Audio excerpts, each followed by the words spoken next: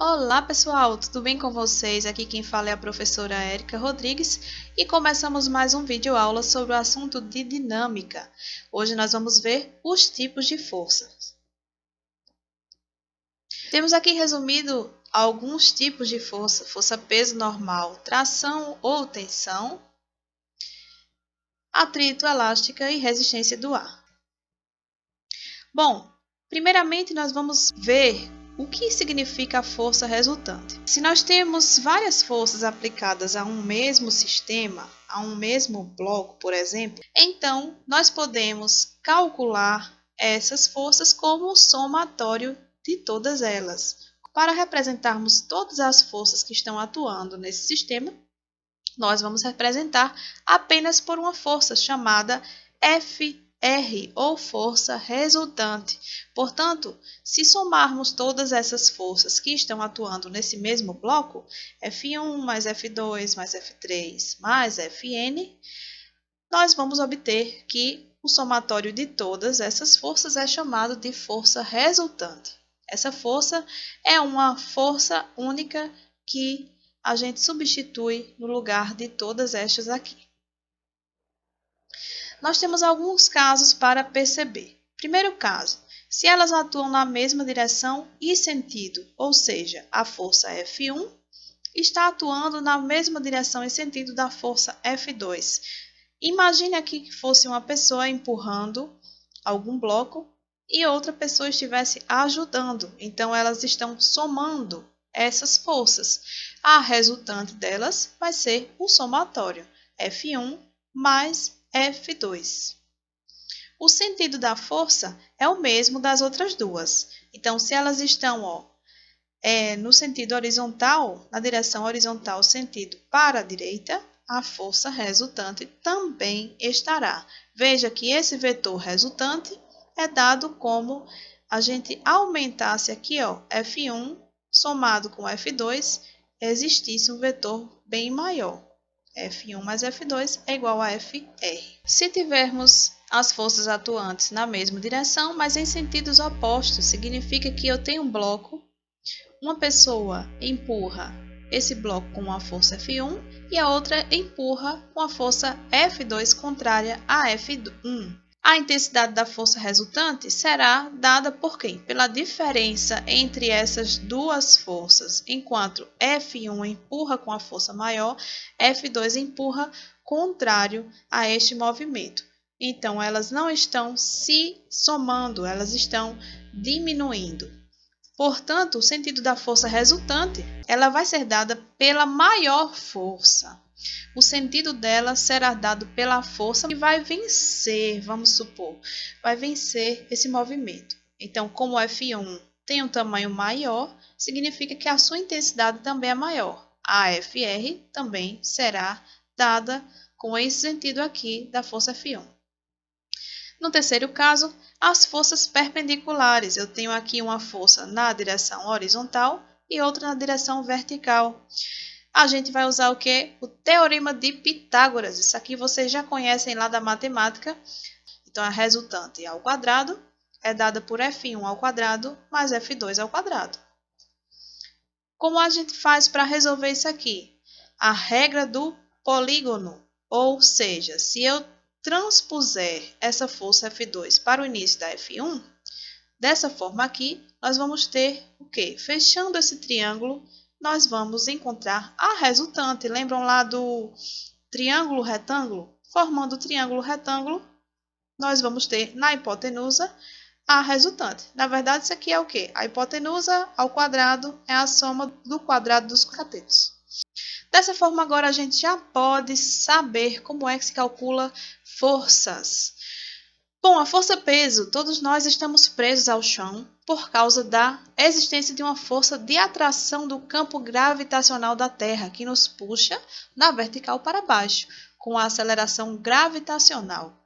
O peso, então, é uma força de campo que atua no campo gravitacional. O que é uma força de campo? É uma força que atua à distância. Existe um campo gravitacional circundando a Terra, invisível, e que nós sabemos que esse campo vai nos dar a existência de força, que é a força gravitacional, que puxa todos os corpos para o centro da Terra. Então, qualquer corpo que cair na superfície da nossa atmosfera vai ser puxado até o solo. Como é que a gente calcula a força-peso?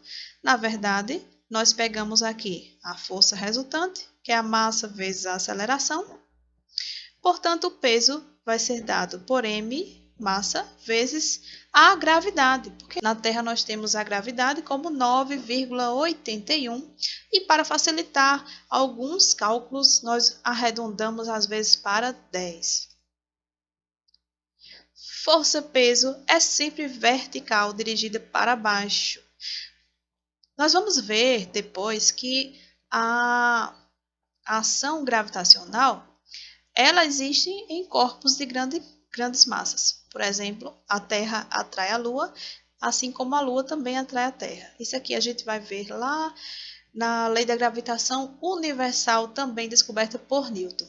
Aqui nós vamos ter o seguinte: a força-peso, independente de como esteja o objeto, vai ser sempre dirigida na vertical para baixo. Então, veja aqui tem essa superfície, a força-peso desse objeto para baixo. A superfície está inclinada, peso para baixo, a superfície caindo, peso para baixo. A superfície aqui, ó, numa parede, o peso vai estar para baixo. Então, em todas as situações, o peso é dirigido para baixo. Se lembram quando eu falei de forças de ação e reação? As forças surgem em pares. Sempre que tem uma ação, vai existir uma reação. Então, é aí que vai surgir o conceito de força normal. Se o peso está fazendo uma ação, empurrando algum objeto, uma superfície para baixo, vai surgir do contato desse objeto com a superfície a força normal. Ela tem esse nome porque forma um ângulo de 90 graus com a superfície. Ou significa dizer o seguinte: nós vamos ter aqui um plano inclinado, um bloco, a força-peso está para baixo e a normal é perpendicular a esta força, ok? Em deslocamentos horizontais ou no repouso, se esse bloco estiver parado, a força resultante nele vai ser nula. Portanto, vai existir normal e peso? Sim. O peso está sempre existindo, independente se o objeto está parado ou em movimento, assim como a normal que vai existir do contato desse bloco com a superfície. Portanto, a normal e o peso estão iguais. Força normal não vai ser do mesmo jeito da força-peso. A peso está sempre na vertical. A normal vai depender de como esteja situado o objeto e a superfície. Ou seja, ela vai estar na direção perpendicular à superfície. Significa dizer que vai formar sempre um T. É como se essa reta normal interceptasse a superfície. Portanto, ela vai sempre formar uma perpendicular com essa superfície. Está inclinada a superfície, a normal está para cá. Inclinou a superfície, a normal está aqui. Neste caso, não vai ter normal, certo? Porque ele não vai estar apoiado em nenhuma superfície. Só vai existir normal quando o objeto está sobre uma superfície. Aqui, ó, o objeto na parede. Onde é que está a normal? Aqui, ó, perpendicular à superfície. Está embaixo dessa superfície. Onde é que está a normal? Normal está aqui para baixo, perpendicular a essa superfície. Beleza? Lá a gente falou um pouquinho sobre massa e força, peso. Quando a gente vai se pesar, nós estamos vendo a nossa massa, né? Mas a balança de farmácia, aquelas convencionais, elas vão medir a força normal. Porque quando subimos nela, ela vai mexer o ponteiro através de uma mola e isso aí é dado pela força normal. Bom, nós temos aqui um exemplo de força normal e força-peso. Na pesagem de um caminhão é colocado 3 balanças, uma aqui em frente e outras duas nos 2 pneus. Então, a balança 1 vai surgir a normal 1, da balança 2 é normal 2 e da balança 3 é normal 3. Então, cada um vai pesar uma parte desse caminhão. Portanto, a normal 3 tem 30.000 newtons, a normal 2 vai dar 20.000 newtons e a normal 1, 10.000 newtons. Ele quer saber o seguinte: a partir desse procedimento, é possível concluir que o peso do caminhão será o quê? Então, ó, o que a normal está me mostrando? Está mostrando o peso de cada um desses pneus. Imagina que tivesse sobre cada pneuzinho desse, tá? Se eu somar tudo, né, vai me dar basicamente o peso do caminhão. Ok? Como é que a gente faz? Se o caminhão está em repouso, a força resultante sobre ele é nula. Então, a gente pode dizer que a normal é igual ao peso. Então, se eu somar aqui, ó, o peso do caminhão vai ser a soma de todas essas três forças normais. 10.000, 20.000 e 30.000. Exatamente vai dar o peso de 60.000 newtons, como vocês podem estar conferindo aqui. Força de tração é uma força que é aplicada pelos fios ou cordas ou cabos, etc., para puxar algum corpo. Então, imagina que a gente esteja brincando de cabo de guerra.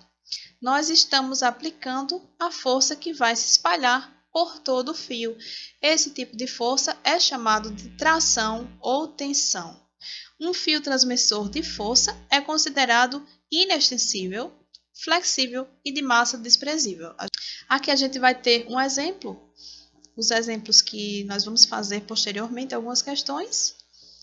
É um objeto amarrado por um fio aqui numa superfície. Esse objeto, nós vamos ter o peso dele, que está dirigido para baixo, e a tensão, que está dirigida para cima aqui, através desse fio. Aqui, ó, é um outro exemplo, ó. Um fio puxando esse bloquinho, a força de tensão está para cá. Aqui eu tenho um bloco A, um bloco B. A minha força vai se distribuir através do fio e puxar o objeto A também. E aqui a gente vai ter ainda, nas aplicações às leis de Newton, nós vamos calcular sistemas de polias. O que é polia? É essa roldanazinha que colocamos para facilitar um movimento. Tem um bloco A e acoplado ao bloco B através de um fio. E aí a gente pode calcular a força de tensão. Esse exemplo aqui é de um elevador. Tem cabos no elevador. Nós vamos ter o peso, né, anormal da pessoa que está nesse elevador e a força resultante vai estar para cima. Aqui vai surgir a força de tensão devido a esse fio. Bom, nós vamos ter o seguinte. Veja a figura abaixo. Aqui nós temos um bloco de massa de 8 kg suspenso por uma corda. Adotando a gravidade de 10 metros por segundo ao quadrado, determine o valor da tração na corda e marque a opção correta. Para a gente fazer isso, primeiro a gente vai representar as forças que atuam nesse bloco. Força peso, que está dirigida para baixo na vertical, e a força de tração, que está dirigida para cima. Vamos ter o seguinte, nós temos duas forças que atuam em direções diferentes. A força resultante vai ser a subtração delas duas. Portanto, se não temos o bloco acelerando, o bloco está em repouso, a resultante é nula. Então, a gente vai ter que a tração menos o peso é igual a zero. Portanto, a tração é igual ao peso do bloco. Neste caso, tração é peso, que é massa vezes a gravidade, 8 de massa, gravidade 10.